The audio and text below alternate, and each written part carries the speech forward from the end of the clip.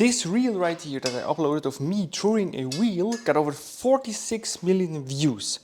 And I got a whole lot of other feedback about people not really knowing what I'm doing or questioning how do you really do what I do in the video.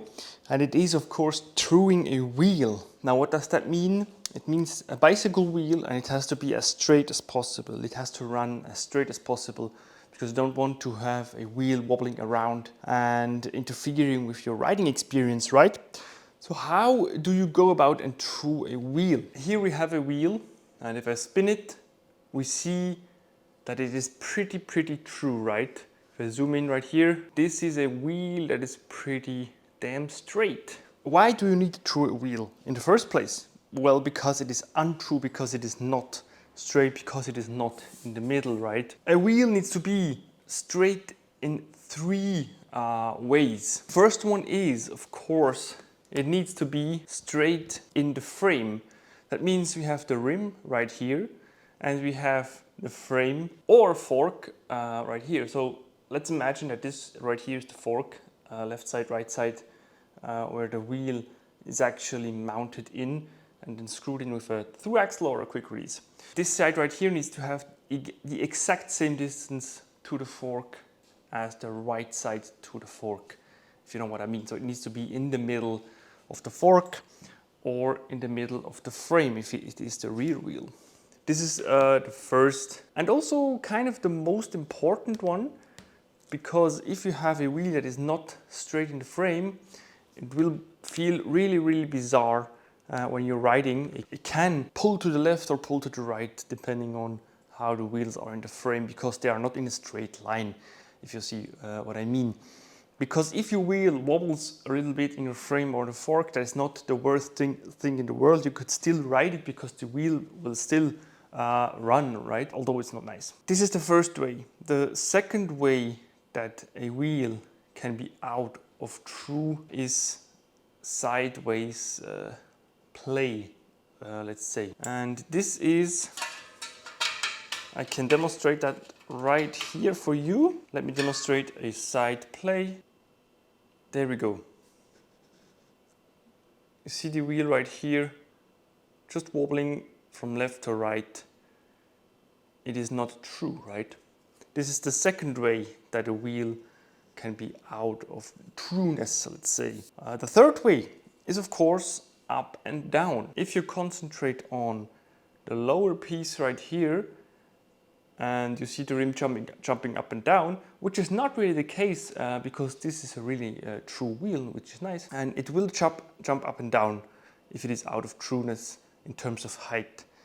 And this is the third way, which also can be, of course, uncomfortable while riding. So the aim, as I said, is to get the wheel as straight as possible in the frame, sideways play, and the play that has in terms of height. Now, how do we manage this? Well, if you have a normal bicycle wheel with spokes, you will have left-hand spokes and right-hand spokes that are all laced to the rim in one line. So they will have a slight angle pointing to the relative side of the hub. So left hand, right hand. And if we forget for a moment how the wheel is in the frame, because this is a thing that we can only check once the wheel is really true, the first thing I always do is the sideways play. And that you can do by pulling or releasing the left hand or the right hand side of your spokes. And then it's pretty easily said, but not that easily done.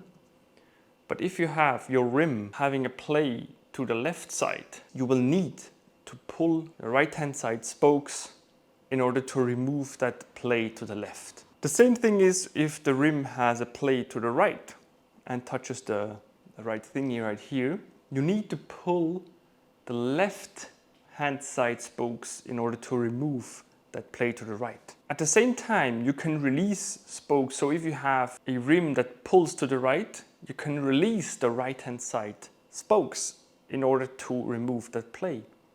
At the same time, if you have the rim pulling to the left, you can release the left hand side spokes at that very point where it pulls to the left in order for it to remove the play. It sounds pretty simple. Pull or release the spokes, left or right, in order to remove that play. However, you will of course see that this is quite complicated because it really is a whole play in itself, and you need to find the balance. The same goes for up and down.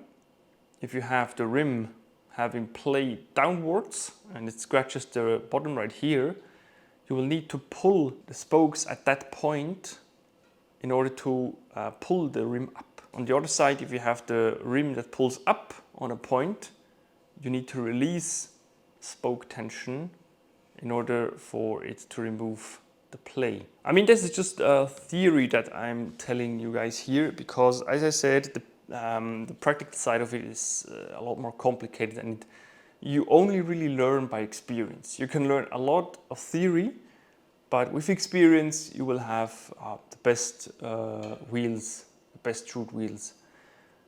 The more wheels you build, the more wheels you true, the better you will get. And one important thing is, of course, we have the spoke nipple right here, which is on a thread that is on the spoke, and they are threaded in a normal way, like right-hand side way, like a normal screw. In order to pull a spoke, you will need to turn your spoke key this way, in that way, in order to pull, in order to tighten, and release, you go the other way. So remove the nipple from the spoke and you release tension. And then of course spoke tension is a whole other thing that needs to be as even as possible, but that is for another day because that gets even more complicated. It's like a technical truing, because you can do a true by eye.